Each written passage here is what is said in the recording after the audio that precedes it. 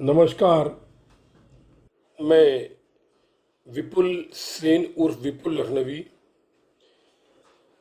66 वर्ष का हो चुका हूँ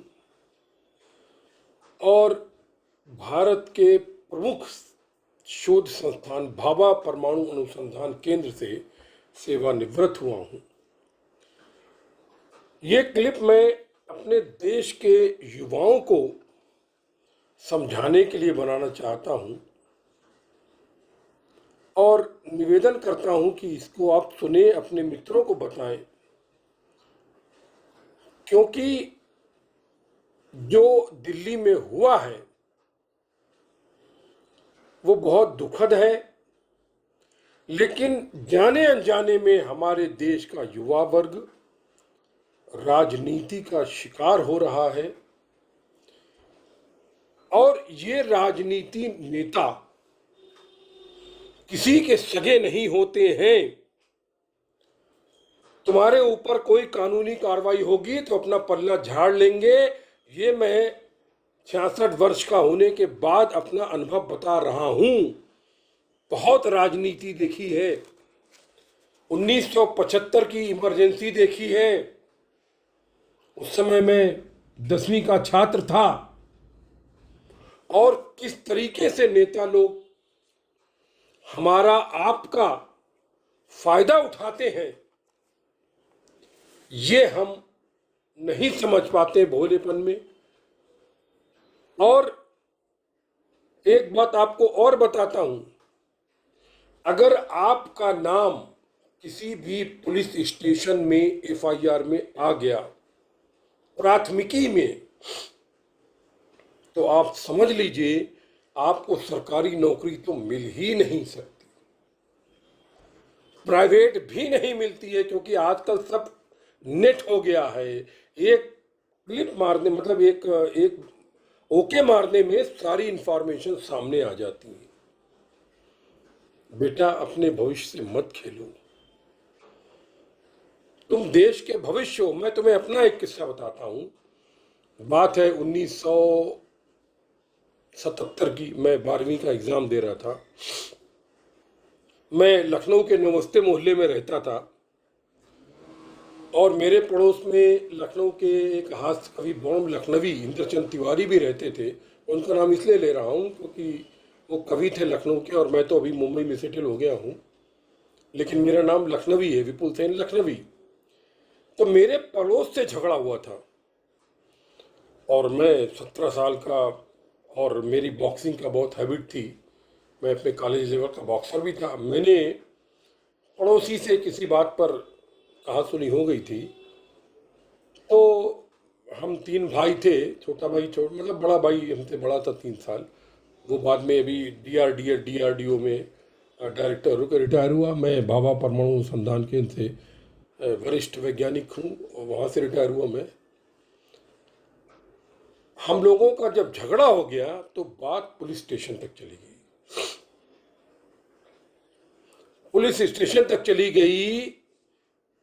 अच्छा, हम लोग पढ़ाई लिखाई में काफ़ी तेज थे, रिजर्वेशन कोटे तो जनरल कोटे के आदमी थे। काफ़ी कंपटीशन में सेलेक्ट होते रहते थे। बाद में एमटेक किया, बीटेक में कंपटीशन सेलेक्ट हुआ, एमटेक में गेट दिया, सब दिया, मतलब एनीवाई। उसके बाद फिर बीआरसी है। तो हमको वहाँ के थानाध्यक्ष ने समझाया अलग में जाके, बेटा तुम लोग, जब उनको पता लगा ये सब पढ़ाई में थे, हाई स्कूल में इसने मतलब टॉप किया है और काफ़ी अच्छे नंबरों से आए, बड़े भाई भी फर्स्ट आते रहते, बेटा तुम लोगों का नाम अगर एक बार एफआईआर में दर्ज हो गया तुमको सरकारी नौकरी नहीं मिलेगी, ऐसा क्यों करते हो। फिर हम लोगों ने अपने एक रिलेशन में थे, वो पुलिस में काफ़ी बड़े पोस्ट पे थे, उनसे जैक लगाया, छूट गए। लेकिन चलते चलते उसने हम लोगों को, थानाध्यक्ष सादतगंज का था, उसने समझाया, बेटा तुम लोग पायनियर स्टूडेंट हो, आवेग में आके कोई भी गलत काम अगर कर दोगे तो तुमको कभी सरकारी नौकरी नहीं मिलेगी। उस बात को हम लोगों ने गांठ बांधा और फिर बाद में समझौता हो गया। उसके बाद फिर कान पकड़े कि कभी ऐसा ना हो कि धोखे से भी एक एफआईआर दर्ज हो जाए। ये होता है बेटा। ये अभिजीत दीप के, जिसको तुम अपना हीरो बना रहे हो, इसका चैट जीटी पर, किसी भी एआई पर इसका तुम बैकग्राउंड देख लो। ये क्या है? ये औरंगाबाद का रहने वाला 3rd ग्रेड का स्टूडेंट अमेरिका चला जाता है, वहां पार्टिकल साइंस में कोर्स करता है। पार्टिकल साइंस और ह्यूमन रिलेशंस के ऊपर ग्रेजुएशन करता है। और 2023-24 में आप अरविंद केजरीवाल, जो विश्व का महानतम ईमानदार लेकिन एक नंबर का चोर और धूर्त नेता है, मैंने भी कभी इस दुष्ट को, क्योंकि मैं राष्ट्रीय कवि था, कुमार विश्वास के कहने पर मैंने इसका समर्थन किया था।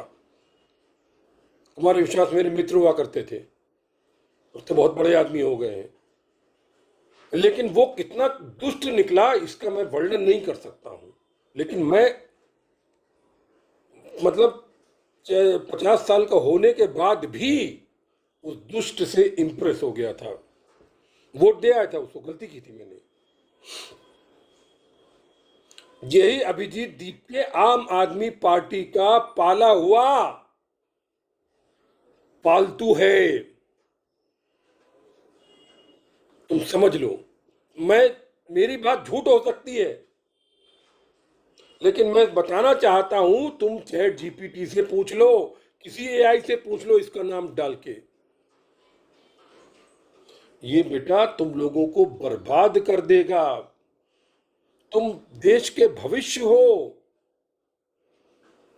छात्र आंदोलन की अच्छी बात है, आंदोलन कैसे करते सीख लो, लेकिन मर्यादा में रह के आंदोलन करो। कहीं ऐसा ना हो एक गलती से तुम्हारा भविष्य बिगड़ जाए और तुम जो भारत के सपूत बन सकते हो, एक सितारा बन सकते हो, कहीं धरती के धूल के कण में ना परिवर्तित हो जाना। अंत में एक कविता कहना चाहता हूं, सुन लेना तुम। नेताओं में ईमान क्या बात करते हो श्रीमान, नेताओं में ईमान क्या बात करते हो श्रीमान, सरदारों के मोहल्ले में नाई की दुकान। जिस तरह नाई की दुकान सरदारों के मोहल्ले में नहीं हो सकती, उसी तरह नेताओं में ईमानदारी नहीं हो सकती। राजनीति में बहुत बहुत समझौते करने पड़ते, कोई भी हो, इतना भी शरीफ क्यों ना हो, समझौते करने ही पड़ते हैं सत्ता के लिए, क्योंकि जब सत्ता आएगी तभी तुम कुछ परिवर्तन कर सकते हो। तो बेटा जोश में आके अपने होश मत खोना। इन्हीं शब्दों के साथ मैं फिर से समझा रहा हूं, राजनीति में मत फंसना, और अगर फंस भी जाना तो कभी कानून को अपने हाथ में मत लेना। बहुत एडवांस साइंस हो गई है। तुम्हारे फुटप्रिंट क्या, तुम्हारी हवा जो नाक से निकलती उससे भी तुम पकड़े जा सकते हो, समझ लो तुम। न्यूट्रॉन स्कैटरिंग के द्वारा भी फिंगरप्रिंट, डीएनए पकड़े जा सकते हैं, तुम समझ लो। यही नहीं शब्दों के साथ मैं यही कहूँगा कि मुझे कविता जाग रही है कि रात में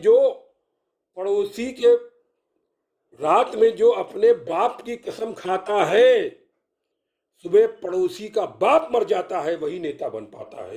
इन्हीं शब्दों के साथ जय हिंद, जय हिंद। इनके बहकावे में मत आना, मत आना, मत आना।